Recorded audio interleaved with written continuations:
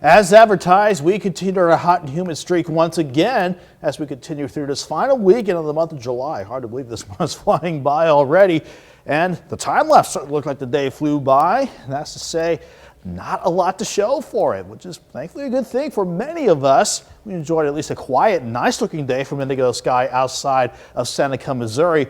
However, once we got into the late evening hours, after we dealt with a lot of quiet weather this morning and throughout much of the afternoon, you could see right there one lone little shower and a thunderstorm at times in southern Greenwood County and central parts of Bell County. But once that tried to leave Howard, it pretty much fizzled apart. We were watching a few other showers trying to percolate around Coffeyville and Ooligo Lake southeast of Newata. In general, though, this is our main weather headline going into tomorrow. Not in effect for southwestern Missouri, but these heat advisories for southeast Kansas and northeast Oklahoma until 8 o'clock tomorrow evening. It's going to be another hot and humid day with heat indices back in the triple digits once we hit the peak heating of tomorrow afternoon. And that's despite a few of us trying to see some rain chances tomorrow afternoon. But everyone's quiet right now at 10:18 from 7th and Rangeline. But it's still warm and muggy. 81 in Joplin with the dew point dropping off a little bit, at least thankfully. It's at 73. And not only that, it's making it feel like 86 outside. Most of us are in the lower 80s now, between 80 and 82 degrees. But you factor in those dew points, they're still lower in the middle 70s.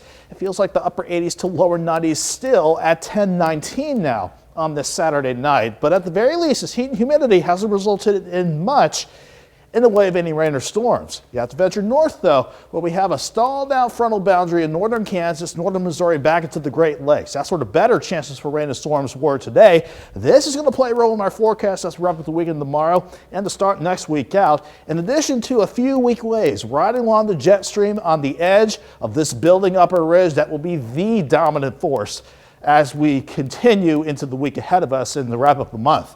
Thankfully, for much of the overnight to start things out, the future track wants us to stay dry. But by sunrise, though, or before we hit sunrise, can't rule out a few isolated storms or heavy showers in our far southern counties the closer you get to Grand Lake.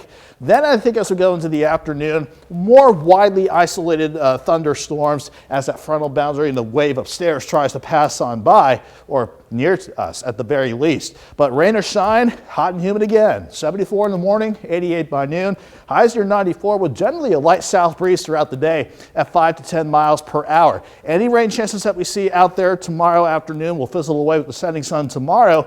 But again, rain or shine, it's going to be hot and humid.